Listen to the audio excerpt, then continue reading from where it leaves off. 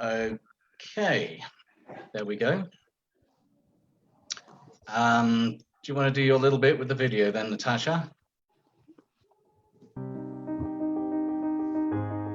We are ready to provide a safe environment for our teams and clients by ensuring that social distance is practiced, regular cleaning and disinfecting of the workplace and equipment, efficient ventilation, hygiene training, implementation of hand sanitizer, and cashless payments. We have missed you so much. We are ready and prepared to welcome you back. Awesome. Okay, we've got to change that slide. We're no longer in the lockdown, Natasha. We'll have to change that slide. Welcome, people, to our wonderful webinar. We have Stav Dimitriadis joining us, and Carl van Veek, and Candice Donadel. Did I pronounce that right this time? I didn't, did I? I did. Okay, good. There we go. And we've got some lovely people attending on the webinar itself. Do say hello. Oh, there's an enthusiastic one there. Say hello on the chat. Feel free to do that. And if you have any questions, please put your questions in the Q&A. You'll see the tab at the bottom of your screen. Otherwise, they tend to get lost in the chat. And because you're all hair enthusiasts, you're lovely and enthusiastic, and you'll chat a lot, I'm sure. Peekaboo, Joanna, and yeah, do say hi to us all, but don't forget to tick when you're using the chat, everybody, not just panelists or attendees only or whatever. So thank you for that. The talk today is very much about where we are now in the industry and the experiences people have had during lockdown and how that's changed maybe their outlook on business, etc. And what I'm going to do is ask a few questions of each panelist in turn will get the chance to talk.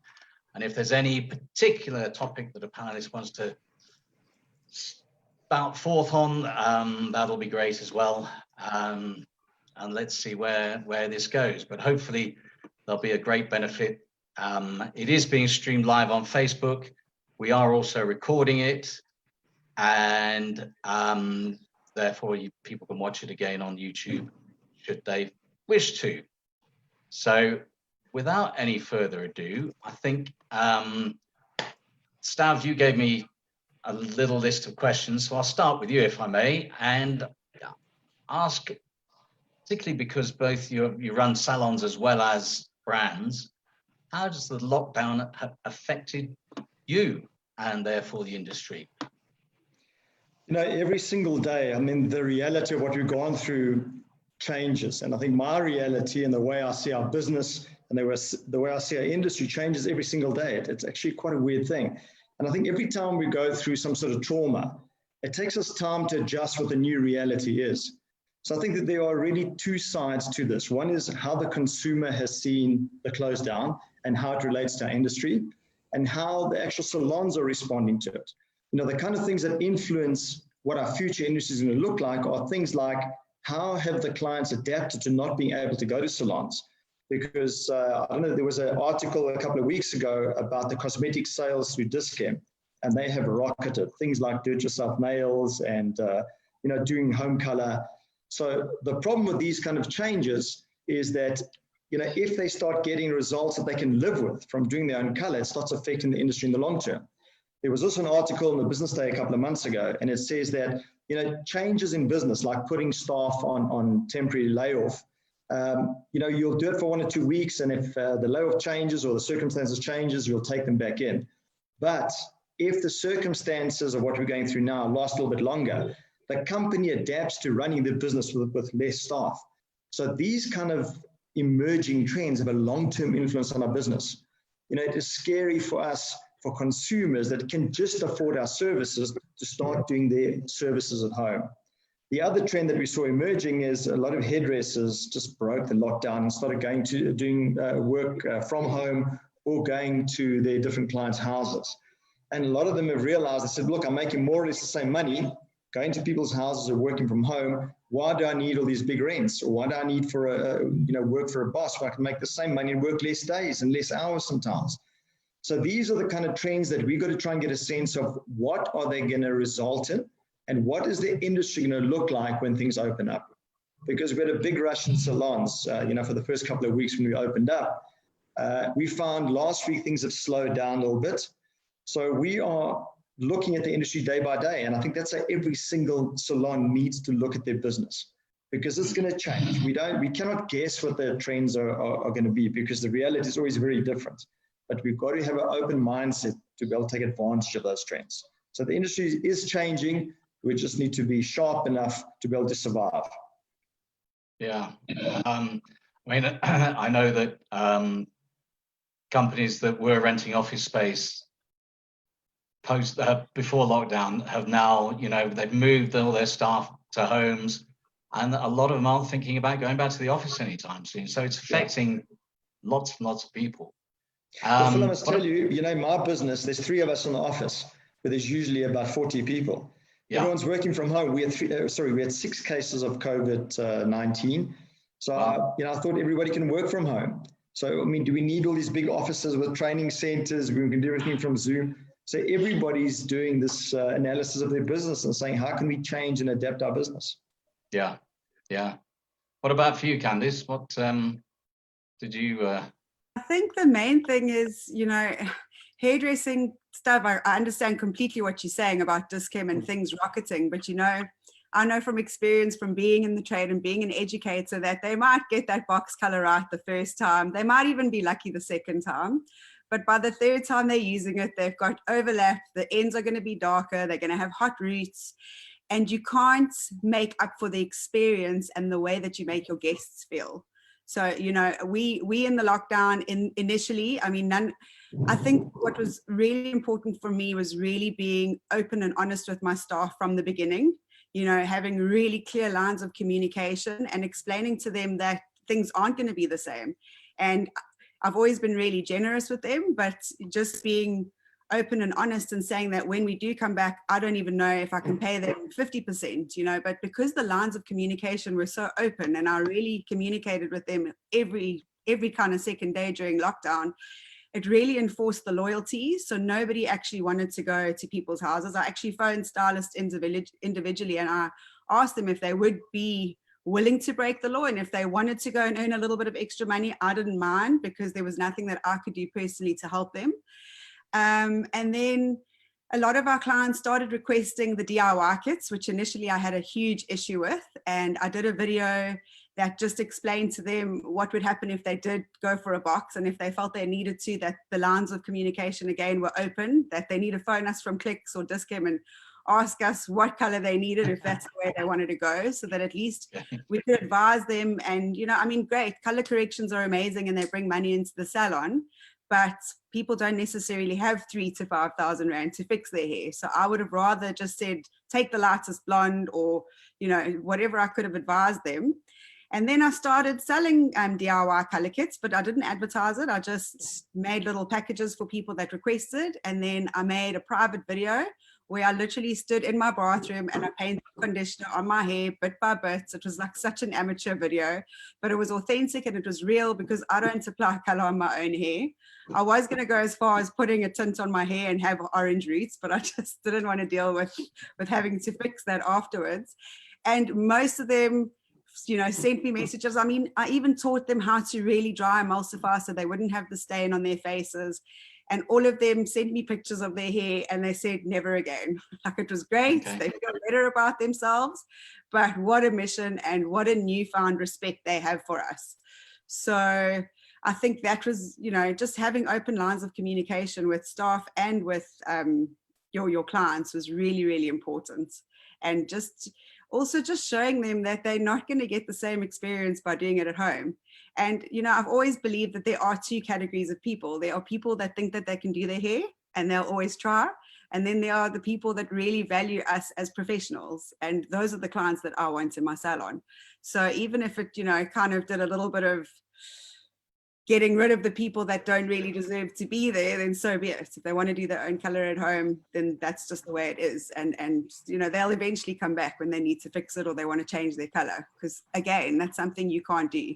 We know as professionals, color on color always goes darker. You cannot ever lighten your hair. And God help them if they try, then they'll need Olaplex. Mine's lightning naturally.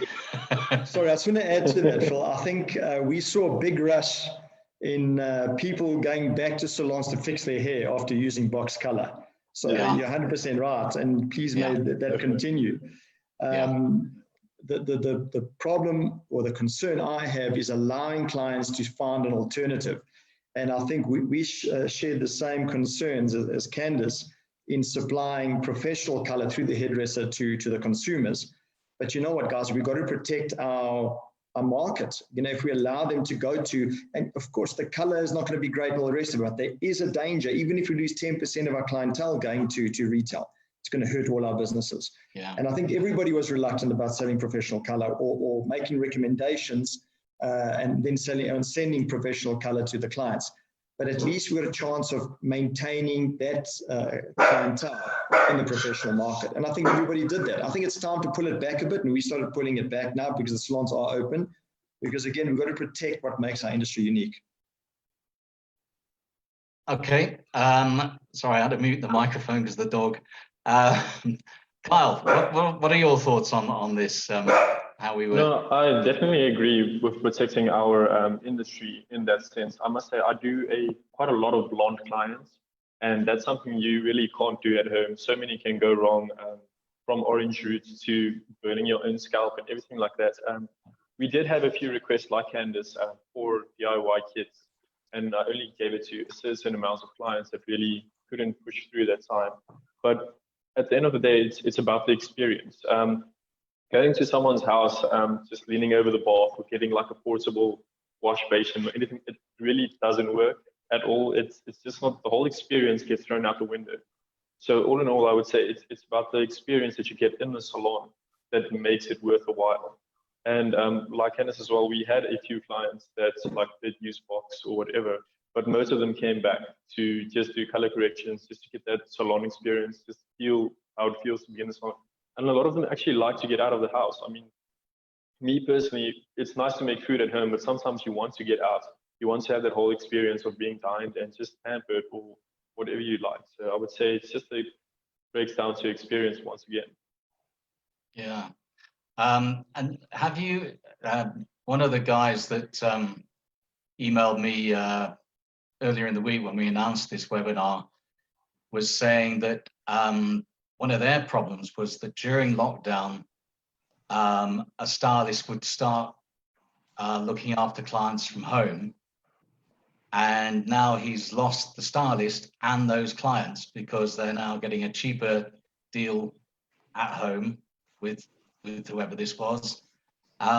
So not only is, you know, he's lost out twice because he's now got the staff problem and also a lack of clients, you know, and, you know, he was asking me, what can you do about it? Unfortunately, I don't think there's anything that you can do apart from wait for that client to come back, because that experience will, in the end, win the client back, I think. But I don't know what I firmly believe that is the case. I was actually chatting to a client yesterday and she was asking me what I thought about all the, you know, the stylists working from home and going mobile. And again, you'll have the clients that really enjoy it, that are really full of fear about catching the virus. And those are probably in the demographic that would want somebody to come to their house. Or moms that are now, you know, I mean, client behavior has completely changed. So you've got moms that are corporate ladies that have to work from home and they've got to homeschool their children. So where are they going to find their time to come in for their 2 blow dries a week that they're used to? Definitely. So in that case, yeah, you are going to fill the gap as a mobile hairdresser. But again, I have to agree with Carl. There's just such an element of a lack of professionalism when you're at someone's house, and it takes you 2 or 3 hours longer than it normally would in the salon with all of the help and, you know, the right equipment and trolleys and basins, all of the products as well. I mean, I used to do mobile hair and my car used to be full because I had everything, because I refused to lean over a bath. So I had the mobile basin, I had all of my products, but it's backbreaking, and I don't think it's as profitable as people would imagine, because you can't see as many clients in a day that you want to. Yeah, I can tell you the trends that we've seen. Firstly, we've seen a lot of salons closing down, more so in beauty than in hair. I think beauty's been hit very hard, because I think beauty is a bit more of a luxury. Hair is more of an essential, I think. We've seen a big move for hairdressers starting to work from home, as well as mobile hairdressers, like Candice mentioned. We have got wholesale outlets around the country called TPOs, and that business has boomed. And that is because hairdressers are doing their own thing. The reality is it is going to affect salons that are losing staff. We can sugarcoat this, and of course we've got to be optimistic, but again, we need to deal with realities. So if I was a salon owner renting space in the shopping center, I would start looking how to adapt my business, because certain trends, like I said early on, are going to remain, but certain trends are going to change the way consumers shop, whether they want you to go to their house or whether the hairdressers are going to work from home. Because if you think about it, both those opportunities give the hairdresser a lot of flexibility. And by doing it now for a month or two where they weren't doing it before, they may think to themselves, hang on a sec, I'm maybe earning a little bit less, but I'm working Wednesday, Thursday, and Friday. I can spend more time with my kids. I can cram my clients into a shorter period of time. So these are trends that emerge, and usually all trends are winners and losers. So you got to decide on which side of this line you're going to be. Are you going to be a winner or a loser? And that goes from a home hairdresser. Are you going to earn more money and have more spare time? Or are you going to be a hairdresser that's got a rent that they've got to pay, and how they're going to survive? Because there's going to be a place for both those type of businesses. You just got to make sure that you are going into this with your eyes wide open. And, I always say, expect the worst and be surprised by the best, because business is changing. And, I think I've said this in the past, every day when I drive to work, I'm saying, please let me make the right decisions so I don't screw this business up. And I think if you've got that mindset, at least you're looking around for threats and opportunities. Yeah, and I think with that, making a decision is better than no decision at all and just sitting on your thumbs. Can I ask, have you guys increased your prices since you've opened up again to cover some of the extras, or have you tried to keep it the same? Is it ultra competitive out there, or what's it actually like from that side of things? I can tell you from a supplier's point of view, we had close to 30% depreciation exchange rate. It's improved now. It's about 16, 17% depreciation. So ideally, we'd need like a 10 to 15% price increase. We can't pass it on in this kind of market. So it's going to hurt us. We want to see where we're going to land up. If it stays where it is, I think all the suppliers, I know one or two of them have had increases already, are going to feel the pressure to do something. But again, we don't want to make decisions that might hurt us in the long term, or jump the gun a bit too soon. As far as our salons go, we've kept our prices the same, but our business is hurting. I can tell you. We're in shopping centers, and I went to the Mall of Africa just over a week ago, and it's depressing. It's like a morgue. There's hardly any people walking around. The people that are there and the people in the shops, you can just see it in their face. This is almost like an international depression that we're going through. Yeah. And I think everyone's still getting over the shock. And again, I make my point over and over again. We need to understand that things are changing. We cannot sit back and expect things to stay the same, and we've got to adapt accordingly. So short answer, we're not increasing prices from our stores or from our distribution at this stage. Mm. What about you, Carl? Did you to cover the cost of PPE and all that sort of stuff? We did have a slight price increase, but it just has to do with more product being used, more precautionary measures taken in and so on. But most of our clients have been very understanding about it. Mm. So, yeah. Candice, same? I had to think long and hard about it, because before lockdown was lifted, so many things were being advertised for sale, and I've just got a huge issue with plastic. So I was really relieved when the regulations came out, and I hadn't gone and bought all the Perspex and disposable items, because I just feel enough goes down the drain to destroy the planet. So I try and help where I can. And with regards to putting the prices up, I just what we did is normally we've got packages and we've got loads of specials, but in the first month, we just told all the clients they're going to have to be paying full price. On my service menu, I don't have anything singular, so I'll always have packages that include treatments. A cut and blow dry will have a treatment. If you have highlights, Olaplex is going in there. It's all part and parcel of the package. So for us, we didn't feel like we needed to increase the prices in that sense. And after 2 weeks, when I realized that a lot of the regulars weren't coming back because of the client behavior, I've got a background in digital marketing, and one of our best campaigns that has really been successful for the last 2 years was an Olaplex campaign. So I just decided to turn it on because my operators needed something to do, you know, with hairdressers having to do their own shampoos and operators were just being used to clean the salon. I could just see the morale was going down a little bit. And the minute I turned the Olaplex campaign on, it's advertised as a spa day for your hair. And, you know, for me, it's all about adding value. So you can charge a certain price and then just throw value at people, because that's something that I appreciate as a consumer. And I know that I won't do a chemical service without a treatment. And if that's my way of thinking, then why should I make the clients pay for it? You know, I mean, if they want to come in for a treatment alone, that's a different story. But when I'm doing a chemical service, it just goes without saying that the treatment's going in there.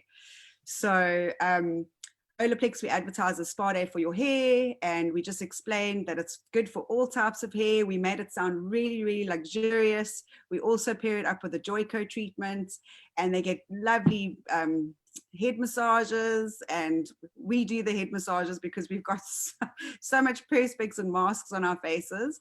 And then also a wonderful blow dry, and it's 500 Rand. It used to be 850 when we first started it, so they're saving 350 Rand.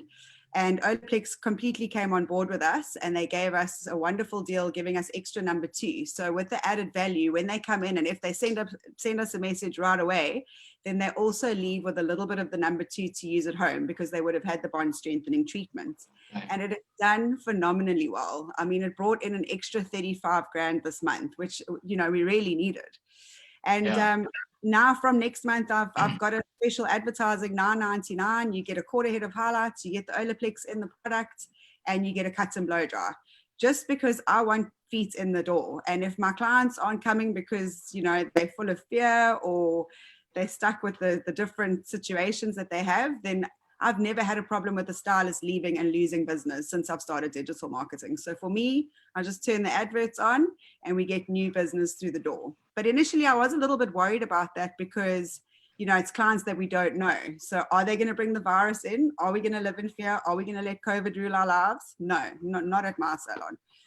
Obviously with sanitizing and everything, we're very good, but just in the attitude that we have, we're not going to be ruled by fear. We're going to rather face everything and rise instead of forget everything and run.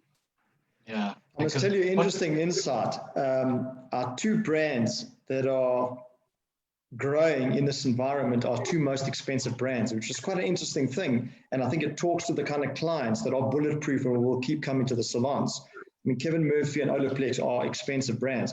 Olaplex, we've gone through 2 shipments that were supposed to last us 6 months, and 2 months. Candice will tell me she wants to kill me. There's another one landing soon.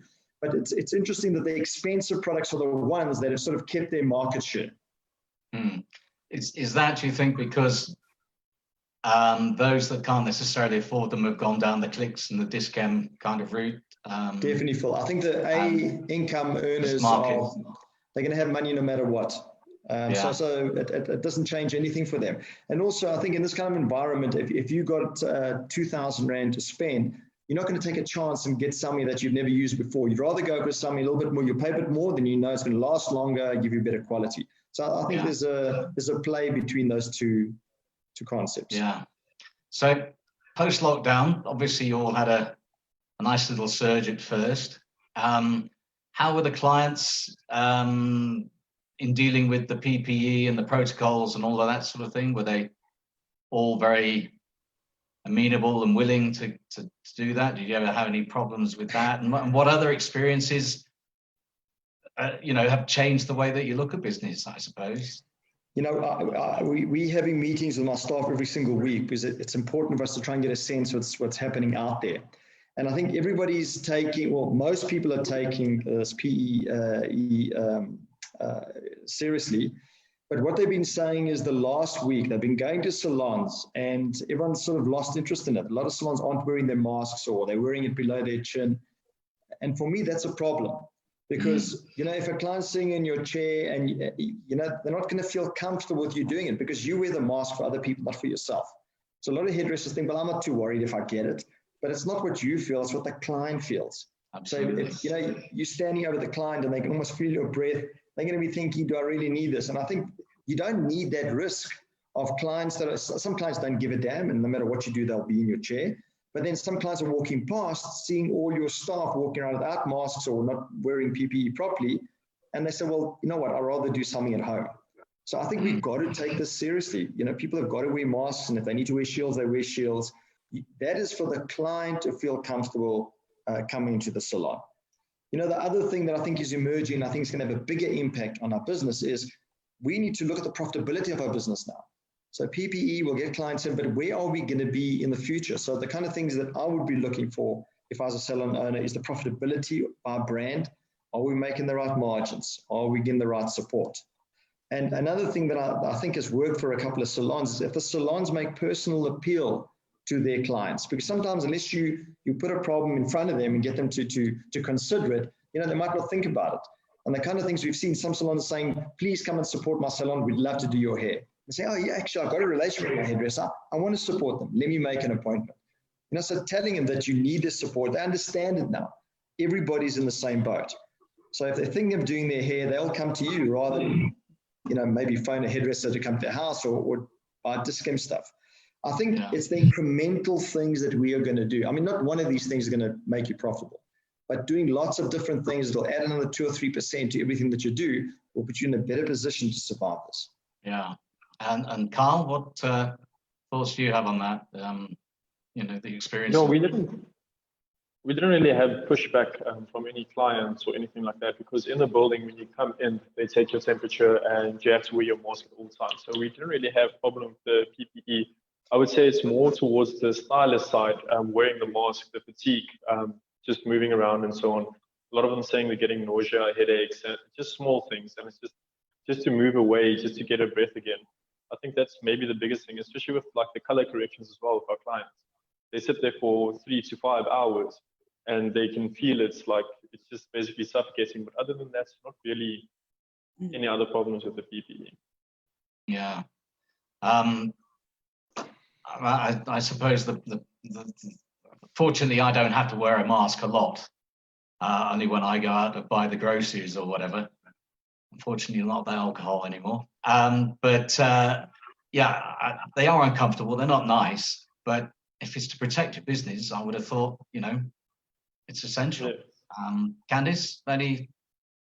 No, I have to agree. I mean, I'm a big conspiracy theorist and I really don't believe in masks. But as far as my business is concerned, I mean, in order to survive, we had to adapt and we have to wear masks. I mean, it goes without saying. And yesterday we actually had an incident. A new lady came in for Olaplex, funnily enough. And I could see the minute she walks in, she was a little bit nervous, but we've got all the protocols in place. We also take the temperature.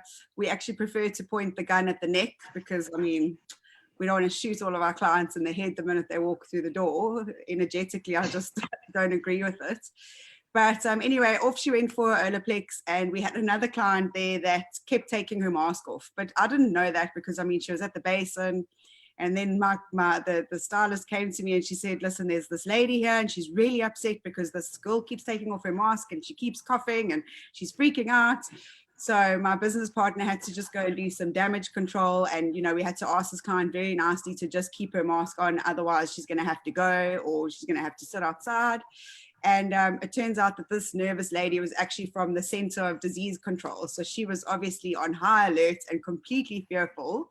But, you know, just from, again, open lines of communication, pacifying her, she was actually quite happy towards the end. So, yeah, you've got to do it. I mean, even if you don't believe in it, it's got to be done. It's the industry we're in. And luckily within my business, we've always had very strict hygiene rules. So, I mean, nothing really changed except wearing a mask and over sanitizing. You know, we even had an incident 3 weeks ago where someone was in the salon on the Thursday, and on the Friday they tested positive.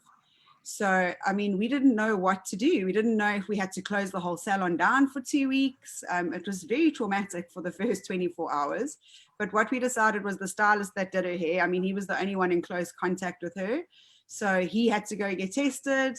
He was off for 10 days. Luckily, his results came back and he was negative. So that was all good. And we carried on. We also just hired somebody to come in so we could get a certificate to say that we'd done the proper cleaning. And we were just closed. We found out on the Friday. So, sorry, we only found out on the Monday. So the Friday and the Saturday, we still traded, obviously unbeknownst to us. And then when we found out on the Monday, we actually just closed on the Tuesday so that after the guy came with the foggers, we could have just a full 24 hours. And then we were all really happy with the fact that it had definitely been sanitized by then. And we had to carry on business as usual.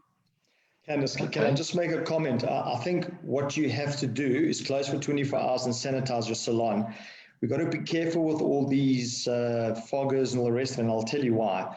You can fog your salon. If somebody walks in with corona the next day and coughs over your station, you've got the same problem. There's a lot of companies have gone out there, they also had these things you walk through and they fog your whole body. I mean, they're all a big con and a waste of time. You don't need any of that. Sanitize the area you're in. The person that was exposed to whoever had COVID needs to be isolated for a couple of days and get tested. And that's all you can do. We can go totally insane with this, but as long as you do, and you run a hygienic salon, and you're just responsible. The unfortunate thing is we're not 100% clear how contagious this is. I mean, we're getting new information every single day as they get to know the virus. So most of it is, if you're in close proximity and you breathe over each other, you've got a good chance of getting it if somebody's got COVID. The rest of the time, just do responsible things. Wash your hands, use sanitizer, try and keep social distancing. And then the rest is in the lap of the gods. We're either going to get it or not. It's quite a frightening thing. Yeah. I'm sure that, this whole thing has affected everybody's profitability as well. I mean, with rentals, are you now all paying full rentals, or are you still enjoying some sort of modest rental holidays, or did landlords immediately bump the price up to 100% again? And that therefore how's that affected things? We've had mixed experiences. Most of the landlords have come to the party. We've been paying minimal rent because essentially, when you go to a shopping center and you're going to rent space, the first thing they do is they bring out the stats. We have so many feet coming through the door, and that's how we value what we can bring to the party as a shopping center. So my opinion is they can't deliver that anymore. So, I'm not prepared to pay full rent. Some of them have dug their heels in, and we got a bit of a legal tussle going with them. Most of them have come to the party, but they've also come to the party for a short period of time. We don't know what shopping centers are going to look like when they merge out of this. So at this stage, we're paying our utility bills, and I'm paying a percentage of the rent.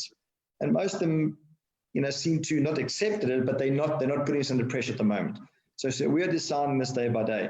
It cannot be a situation where the landlords come out of this unscathed. We've got to all share this burden. So we try to be fair to them, and we expect them to be fair to us. That's been our experience. Yeah. I mean, Candice, 44 Stanley, is that anywhere as busy as it used to be, or we're on Cliff Neck Road, and we have an amazing landlord. He owns a laundromat that's underneath us, so he could see straight away when social distancing started. His business took a knock as well, and he has been. I mean, if it wasn't for him, I would have closed. If he'd asked me to pay any rent in lockdown, I would have said, that's it. I wasn't willing to get into debt and completely lose my hair over the whole situation. So he waived the whole 3 months of rental, which was unbelievable. And I'm so grateful. And then he said, look, I was actually planning to open illegally a week before lockdown happened, because we were getting desperate. And I had everything sorted out. We contacted certain clients and asked them if they were willing to take the risk. My staff were willing to take the risk.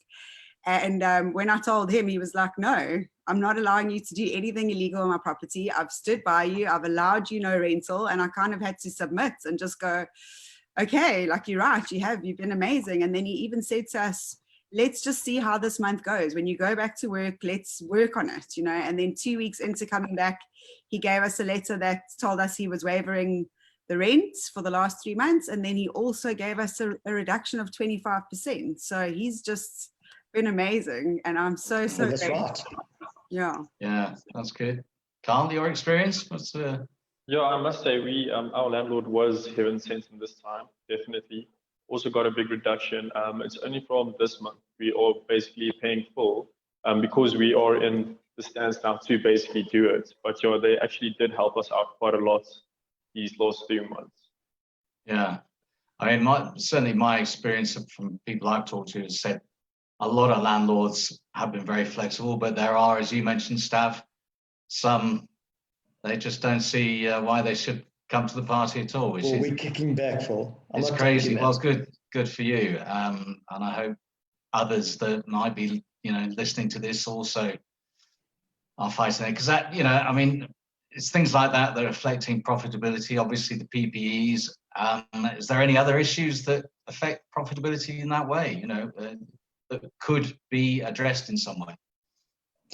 Well, Phil, one of the pressures I've seen is salons have to limit the amount of clients they have coming in. So clients are naturally, less clients are coming to the salon. Plus the salons that are relatively small have got to space clients out. So I think the profitability of all salons is under major pressure at the moment. So, we've got to be nimble on our feet, and we've got to cut expenses down everywhere. But, our staff have got to take a bit of a hit. Landlords have got to take a bit of a hit. Everybody. So I sat down with my income statement. I looked at every single expense, and I tried to cut 25% off everything. And, in the beginning, when you sit down and look at the list, you think, I can't cut this, I can't cut this, I can't cut this. But then a week later, you realize I have to cut.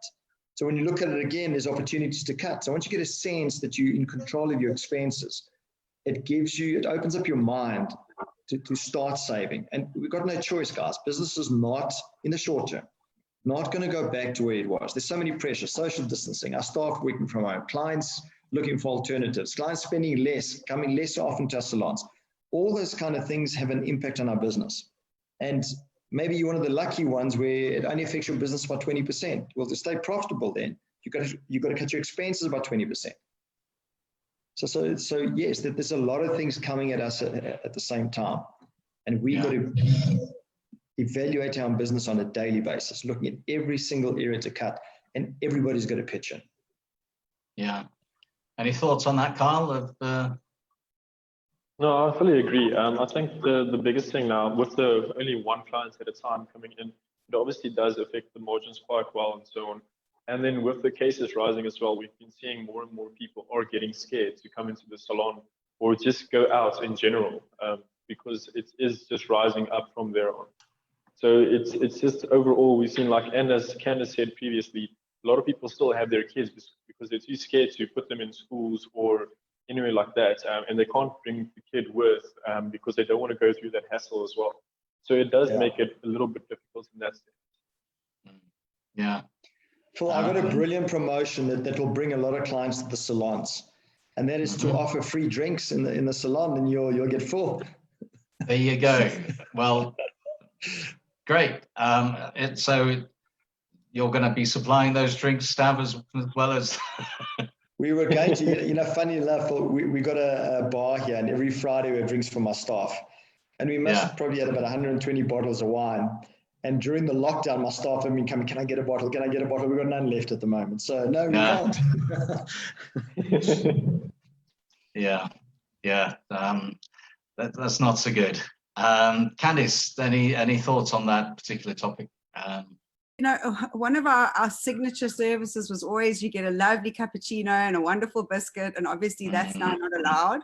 But what a saving! I mean, biscuits and coffee cost quite a bit of money, and we don't skimp on the quality of the biscuits or the coffee. So, although that's missing, and it's so difficult when you finish doing your service not to say, "Can I bring you anything?" And then magazines as well. I mean, we had a whole wall full of magazines, which now has face shields on it. But it's a massive saving, So, things have to change. And like I said, for me going forward, get hold of those clients that aren't coming into the salon.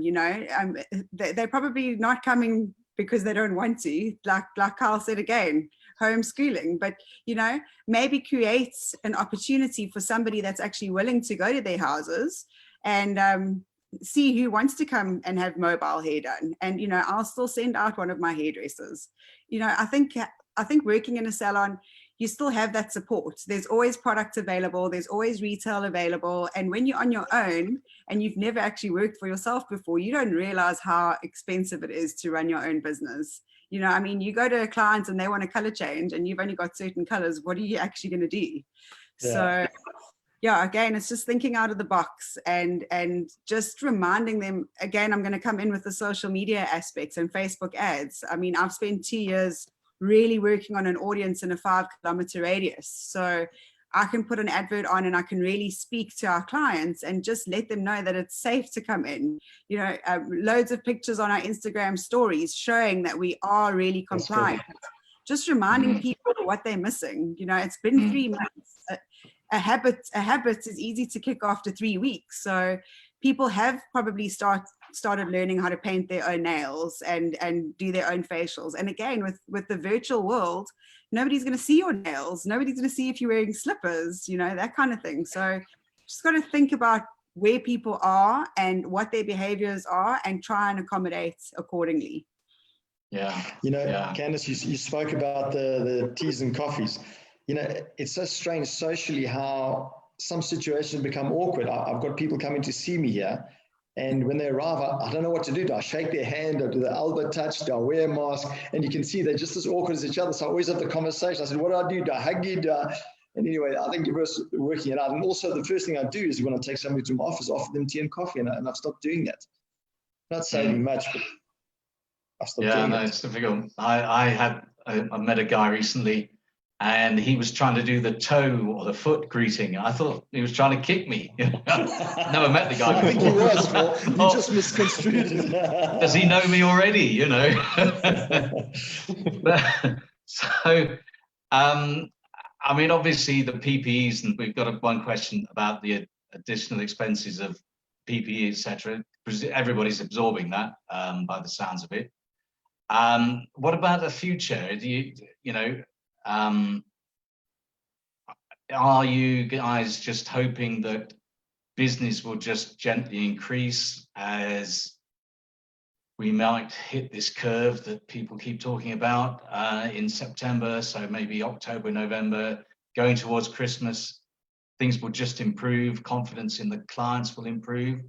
You know, where are we going to be going, do you think? Well, I think there will be an uptick as we get closer to the year. I think a lot of it will be the fact that it'll get warmer. And I think I'm always optimistic in spring. So I think there'll be a sense of that.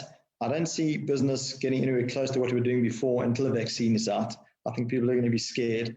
So I think that's the reality. My advice to salons is to try and use the resources that they got.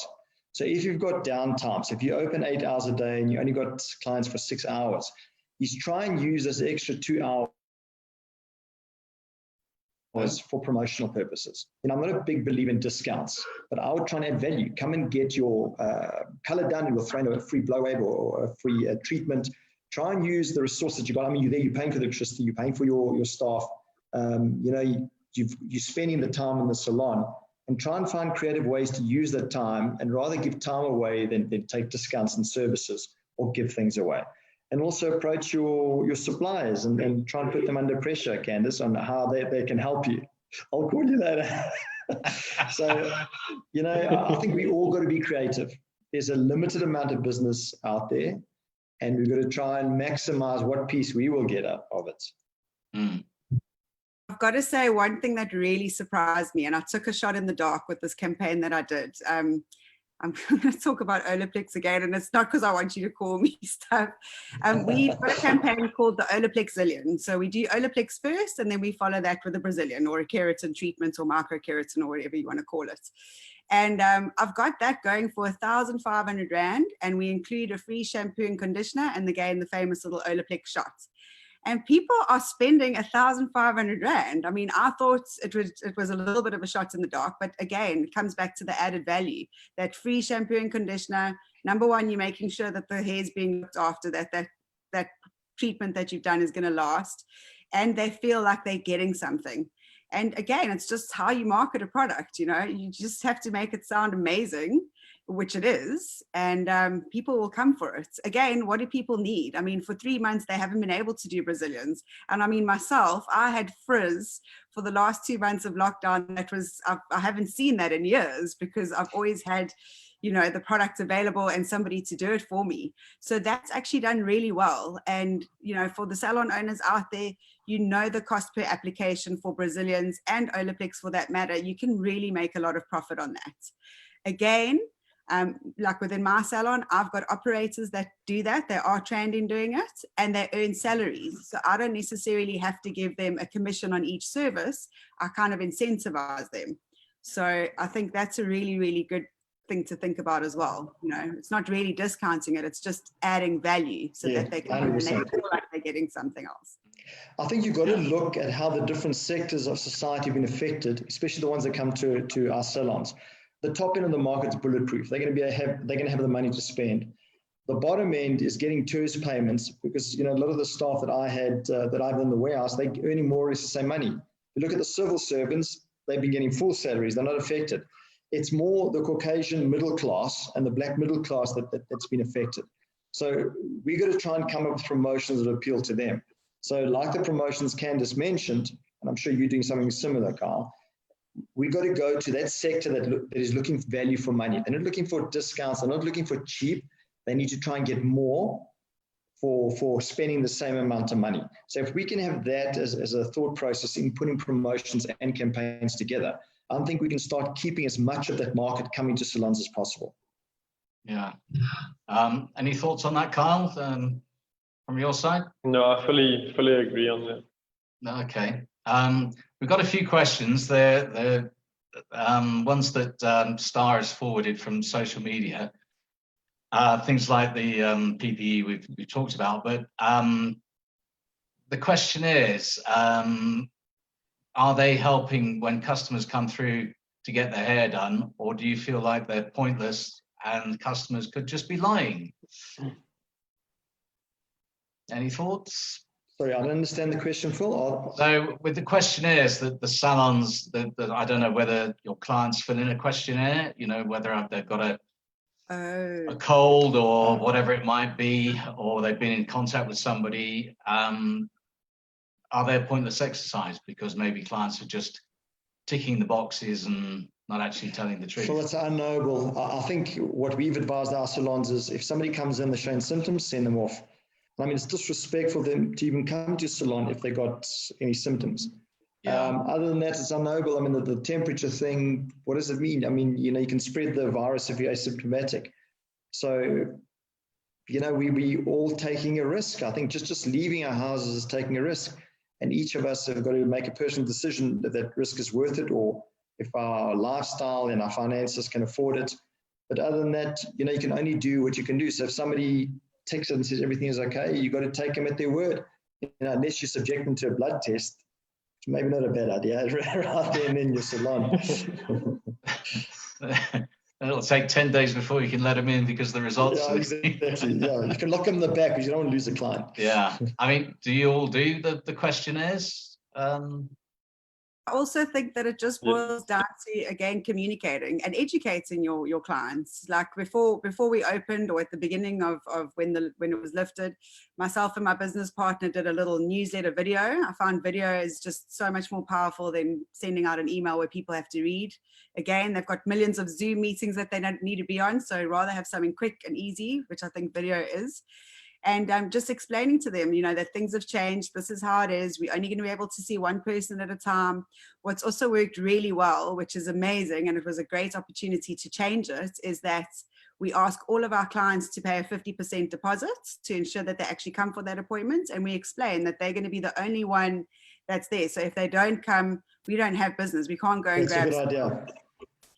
And then also when my receptionist calls them or sends a voice note to confirm the appointment, we just ensure that they understand that if they're not feeling well or they've been near anyone that has COVID, that they cannot come to the salon.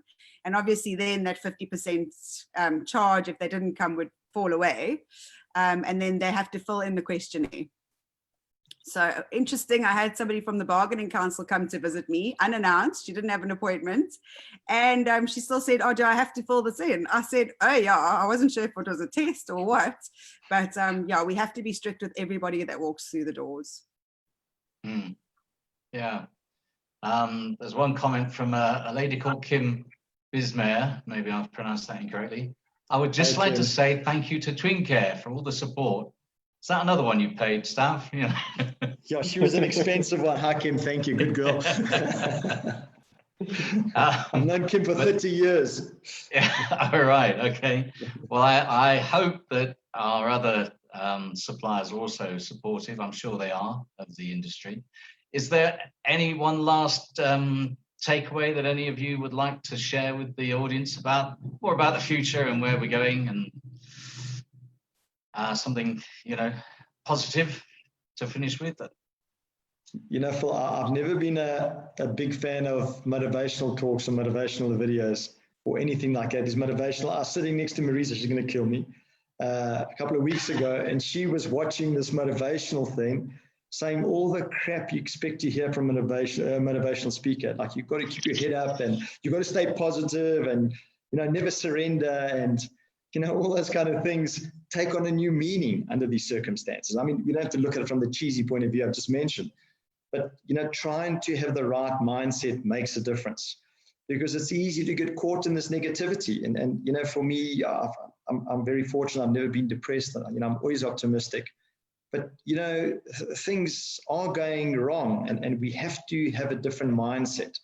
And I think having that conversation with yourself, it puts you at least in the right disposition to be able to respond to circumstances differently. So, wherever we are, this is not going to be forever. It may get worse, but then at least we're prepared for it. But I think it will get better. We will get through this. And you've got to ensure that you have made all the right decisions to have got through this, to be able to continue with your life. And I think if we do go back, we will all run leaner and meaner businesses. And if we get the same turnover, we'll have more disposable income. The industry will be healthier because all the unprofitable salons will have closed down. We'll have more people looking for jobs. So salons looking for hairdressers will have more depth of hairdresser to employ. So that is the optimistic view, and I'm hoping that I'm right. So too. Candice? Again, I just go back to what I said in the beginning, just have open, honest communication with your staff. And I think what's really great that's happened in this industry is it's opened up the lines of communication with so many other salon owners chatting to each other. Because when I first opened my salon, I wanted to get on a group with Andrew from SCAR. He'd approached me and said, do you want to have a weekly meeting with all the hairdressers in the area? And I was so excited. And then 3 weeks later, I phoned him and I said, when are we having this meeting? And he said that I was the only one that was interested. And I think there's always been this fear of competition, and there's so many people out there that need hairdressers. And I think it's really important that we collaborate and we chat to each other and we share what is working for us and what isn't. And I'm ready to do a webinar for all people that want to learn more about social media marketing, because I've been doing it for 3 years with my business. I've tried to approach a lot of salons and I don't think that they were ready for it then, but now is the time, and I've proved it time and time again. I mean, this month I told my staff in the beginning of the month, I don't even know, I can't even commit to saying you're going to earn 50% less. I said, I honestly don't know what you're going to be paid. All I ask is that you come in and you do your best every day, and we just hope for the best. And our month end was yesterday. And I kid you not, our turnover was exactly the same this month as it was last year this time. And they all got their salaries, and it's just such a beautiful feeling. So really just be open with your staff and with your clients. And like Stav says, ask for the support, because, sometimes they don't actually know. We contacted a client that had said that they wanted their formula because they were going to go to someone else in lockdown. And I said, sure, I'll mix your formula for you. You can come fetch it and that other hairdresser can apply it for you, no problem. And we never saw her again. And when we phoned her to ask her if she was coming back, she said she feels like she's going to stick with this other hairdresser because they need the support. And I was completely gobsmacked, because here we are with a rent to pay. Hello. And we also need the support, but maybe we just look so happy all the time that we didn't need the support. And another thing that I did in lockdown was I actually got all of my staff to say a little video about what they missed doing in the salon, and I spliced it all together and I sent it out to the clients, and it just gives you that bond, you know, that relationship, and that's the whole reason of this industry. So yeah, again, I say with regards to fear, don't run away and freak out with it, because it's not good for our health. It's very bad for our stress levels, and it's one way to keep COVID away. So instead of forget everything and run, stand up, face everything and rise, and together we can really make a difference. So love you guys, really. We're amazing people. We give people so much joy, and we've got to really just hold on to that, because people need us from an emotional level more than ever now, and that personal touch. There's so much power and magic in the love that we share with our clients. Okay, Kyle, last thought Yeah, from I you? fully agree with that, definitely. Just most of our clients that are coming in as well, just the experience you have with them and the relationship, and just being able to chat with someone else other than their husband or the kids and so on.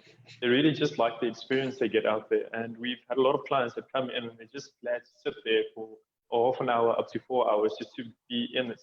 And then another thing Candice said is the industry. We've seen a lot of stylists that are coming together. They are talking more. There's more like a unity, I would say, and the most stylists from different brands, straight through from Goldbars, Swatchkopf, Wella, you call it. Everyone is getting together, going on webinars together, just like the community is getting a little bit tighter, I would say. And I absolutely love that, because I mean, there is sunshine for everyone. Awesome. Great stuff. I can't think of a motivational phrase to end this with, Stav, so don't ask Marisa, because I'm sure send me a video.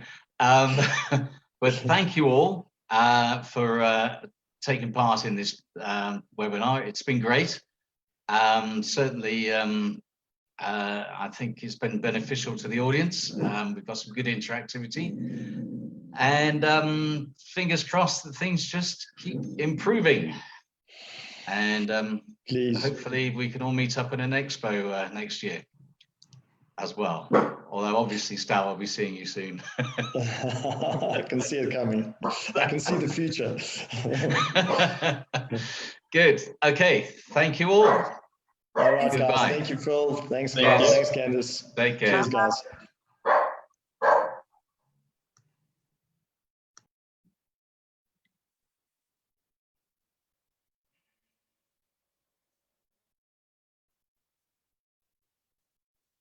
There we go.